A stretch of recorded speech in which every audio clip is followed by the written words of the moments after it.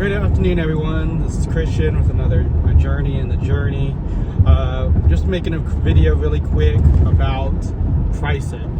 I've had a couple people, or I've seen a lot of posts, and a couple people reach out to me and asking me if I'm raising pricing or not, because of the astronomical rise in gas prices and everything else that we see. And, you know, I've thought about raising my pricing, but honestly, the more I think about it, the more I don't think I can. When I first started out, I was a lot higher than everybody else, my competition. Not because, you know, I didn't know the market, but because I feel like the value that I bring as a service is worth what I was asking for. What I noticed was, what I realized really quick though, was I wasn't really getting people biting on it because people stuck on price. So I lowered my pricing. And then also I started my company going in wintertime, which, you know, is another strike against me. So I waived my initial fees, just because one, I was getting impatient and I just wanted to build it a little bit quicker than it was, and two, just to entice people, to get me a base of people on reoccurring regular services, so I could have that coming in every month. So I've built it to about $3,000 a month now coming in, which is great. I'd like it to be more, obviously, but it's a good start. But with that being said, even when I lowered my pricing, I'm still, I'm not the most expensive every time, but I'm more expensive. I'm in the higher tier bracket than what other companies are. I am generally more expensive than everybody else. Not every time, but I come in higher than most people.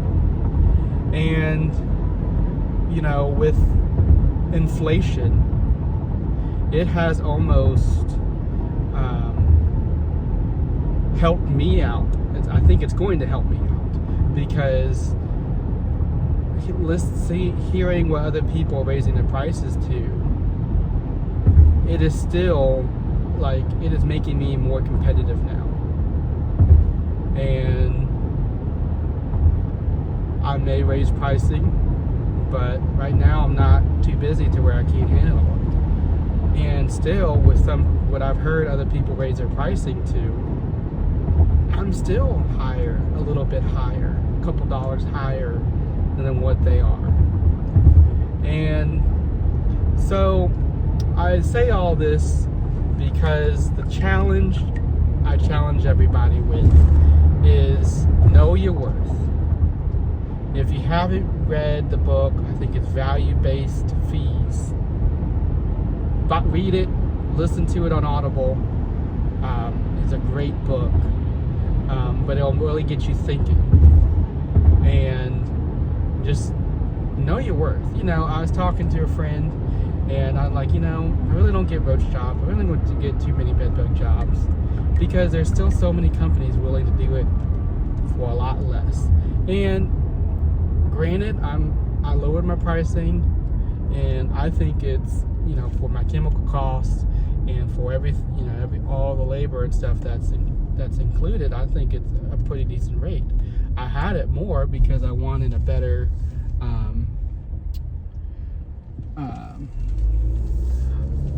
I wanted to get more in profit, but I didn't want to get I just felt like sometimes companies are greedy, especially in peak points, to where they know the demand's there, so they raise their prices, which is a great business strategy if you have that stuff coming in. But with me still trying to get my name out, I'm okay with making a little bit less in profit, but to get my name out there, to get those referrals that I'm looking for. And it's a balancing act when you're trying to come up with pricing. You gotta know your market. You gotta know your customers. You gotta know your target customers. And then you have to know your value. You know, I preach, you know, and I'm trying to embrace the value-based pricing versus per hour. I don't really charge per hour. I don't really charge, you know, some of it goes off of hours and measurements and all that stuff. But, you know, I tell people, and everybody, if you talk to me any, you know, I say I don't do pest control. You know, I don't sell pest control. I do pest control, but I sell peace of mind. And the question really comes down to the consumer, to the customer, what is peace of mind worth to you? You know, 80% of pest control companies out there, 90% of pest control companies out there can solve 80 to 90% of the problems with their cookie cutter approach. And, you know, tightening the route to where, and compacting routes so much to where a technician is asked to do 20 jobs a day. I'm not looking to do 20 jobs a day. I'm looking to take time at your house and figure out the problem and make sure we don't have a problem that comes back. And so while companies out there trying to do 20 stops a day, I'm trying to do 5, 8, 10 max, 15 max if I work a full 12 to 15 hour day, which I've done before. But I'm not trying to do 20 stops a day in an 8 to 10 hour day process. I can't. My process takes me longer than most companies. So that's, you know, and that's where I'm at. So my challenge to you guys is, especially to those who are starting out. You know, when you're first starting out, yeah, you want to try and get your feet wet. You're just looking to get people. So the urge is to lower your pricing, be the cheapest, just so you can get customers. And I kind of did that, but I did that in a way to where it was beneficial to me. I lost up front when I waived initial fees, but I gained in the long term of the life of the customer when I signed them up for regular service on a service agreement. So I'm going to get them, and as long as I do my part, I keep them. You know, they say the average customer is 5 years. I've won over 5 years if I can keep them for that long or longer. And then if they tell their friends and their family, I get all that too. So I kind of did it, but I stuck to my guns, and I lowered my prices a little bit on regular services to be more competitive. I'm still more expensive than most. There's companies out there that I've seen that are more expensive than I am, which is fine. I'm not. You know, there's companies that race to the bottom. I'm not trying to race to the top. I'm not trying to do the exact opposite. I'm trying to keep profit margins somewhat competitive for, you know, somewhat profitable for me. So the company's making money, because that's the other thing too. The company is a separate identity. You know, a lot of people want to make it to where you are the company. Like, I have a friend that is the profile picture of his company is his face. The problem with that is I don't want Christian Allen to be, my goal isn't for Christian Allen to be synonymous with TaylorMade Pest Control. The goal is for Christian Allen to be synonymous with pest control. And I say that and I differentiate that because when I start growing, I'm going to start hiring technicians to help me get the work done. And I don't want to be in the field for the rest of my life. So I don't want my customers to think that they're going to get me every time. They're going to get tailor-made every time. They're going to get the tailor-made experience every time. They're not getting the Christian Allen experience. The Christian Allen experience is the tailor-made experience. And because I'm harping on that, I know I'm going to grow my company. It might not be at lightning speed, but I'm going to grow it to where I'm going to need customers, and I'm going to be out of the field. And I don't want to be in a place where I lose customers because they think they can get me every time. I want them to be comfortable with whoever I send out there, because that is the level of service they're going to get no matter who comes out. No matter it's me, it's Tech A, Tech B, Tech Z. Whoever comes out there is going to provide the tailor-made level of experience. And that, it's going to take time to find people like that.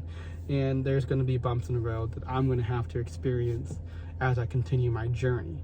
But laying the foundation of the company, I think, is important. And I think I'm seeing that I did it right. Or maybe not that I did it the right way, but I laid a good foundation, a decent foundation down, to where I'm not scrambling because gas is over $5 a gallon. I got gas today, it's $5.05. I think I put like $85 into my journey today, but I'm okay. I'm not hurting. I'm paying bills. The company is profitable. It was profitable last month. That's awesome. And I'm making a living. The company's making a decent, somewhat of a living. It's paying its bills. It's living. I'm not in a point where I'm putting away for savings yet, or the TaylorMade's putting away for savings yet, but I'm going to get there. I'm going to build it. And so yeah, the challenge to new entrepreneurs, to new bug business owners, or any business owner for that matter, for the small business owner, for the SBO, have good market rate pricing from the start. Don't undercut yourself to get business. Don't race to the bottom. Know your value, know what you're selling, know what differentiates yourself from everybody else, and stick to it.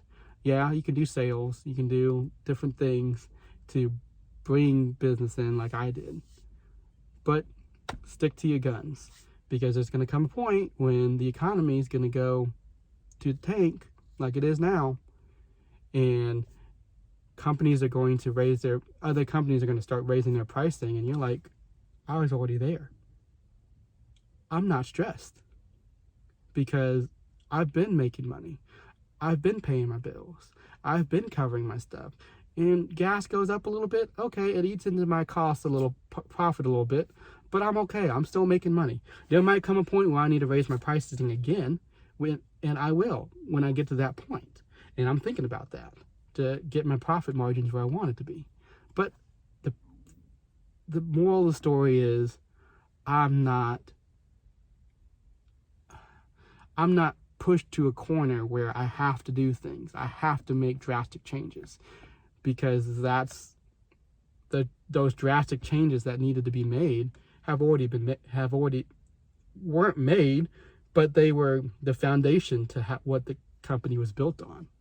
So that's a challenge to you guys. I hope you liked this video. If you did, please like, share, and subscribe to everybody. I make these videos, one, because it's like a video journal of my journey for me. I enjoy going back and watching these videos that I made, and see the progress that I've come in October, November, December, January, February, March, April, May, June, in 8 months. Can you believe it's been 8 months? But two, I do it because I've been blessed to be able to watch my buddy James Shields build his company from zero to a $500,000 company in 5 years. So I've seen it happen. I've seen his struggles, but not everybody has a friend or a family member like that. So I publicly put all of my wins, my losses, my stupid acts, and all that shit is right here so everybody can see it. And I want you to know that if you want to start your business, do it. Just do it. There's never a good time to do it. Just do it. Like Nike. And you're going to struggle. You're going to go through hard times. Your family and your friends are not going to understand your struggles. So talking to them is a waste of time. But feel free to reach out to me. Message me. Call me. I'll be willing to be a listening ear and talk you through some things. But also, just watch my videos if you don't want to talk to me. And know that there's other people out there like you that are struggling and going through the same things. And, you know, we're all here. We all go through it, and we'll get through it. As long as you learn from your mistakes and continue to grow in your journey, you'll have a successful business. With that being said, thank you for watching. Again, please like, share, and subscribe, and I'll see you on the flip side.